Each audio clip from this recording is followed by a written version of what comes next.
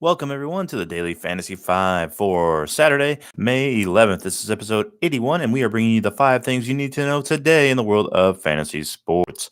And let's get a word from our sponsor before we get started, mathradio.com. Go to www.mathradio.com to receive online math courses for your child ages 7 through 17 for as little as $9.99 to help them do better in school, see higher test scores, and even get into college with our SAT prep courses. Once again, that is www.mathradio.com. All right, everybody. We have some baseball stories, a couple out of Tampa Bay, and then we have a football story out of Tampa Bay, and we're going to finish it off with a quick NBA story. All right, there are no NBA games today. We have baseball starting at 1:05 Eastern time, so hopefully you'll see this before then. And we have no basketball. We have one hockey game. The St. Louis Blues are playing tonight, I believe, at 8. So let's get to it. The Twins,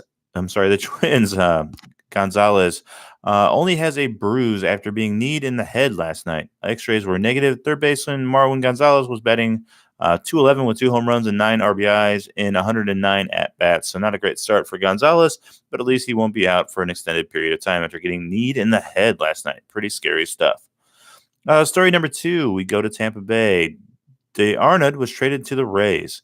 So this catcher, first baseman, was picked up by the Dodgers and only played for 5 days, or was only on the roster 5 days. One pinch hit appearance, and that was it.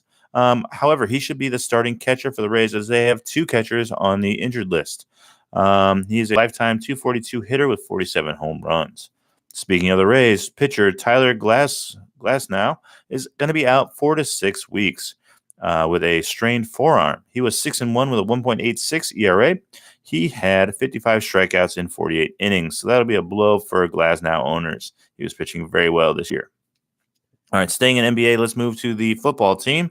The Tampa Bay Buccaneers, Jason Pierre-Paul has decided not to have surgery on his neck after seeing a second opinion after his car accident last week.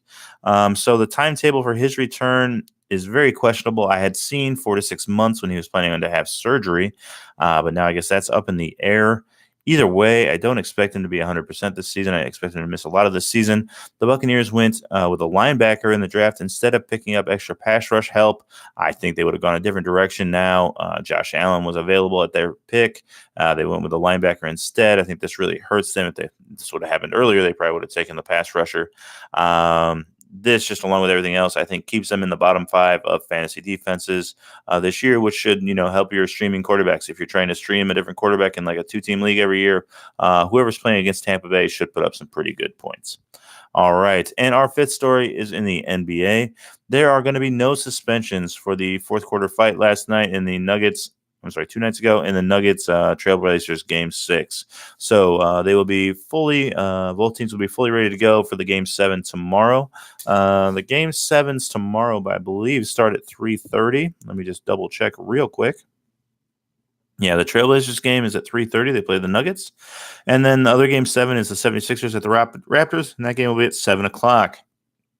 I'm guessing most people will not be watching the end of that game, as Game of Thrones will begin at 9 o'clock, and pretty much the whole world is going to be watching the penultimate episode of Game of Thrones. My prediction, Game of Thrones, no spoilers, hang up now if you don't want to hear it.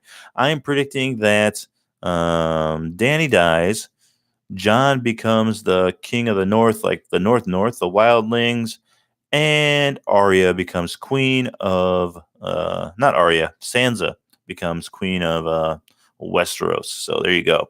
That is my prediction. Probably won't come true. We will see you tomorrow. We'll talk some basketball and probably some baseball as well, but we'll definitely do some NBA playoffs. We did actually come up with a winner last night with that Golden State game. So that paid plus 150. So now we are up now 5.5 units for the playoffs. We're trending back in the right direction. So we like that. Okay, we'll see you tomorrow. Please go to www.mathradio.com. Please like and subscribe to this channel. Leave us a question in the comments below. Please visit us on iTunes and leave us a 5-star rating and a review. Bye. See you tomorrow.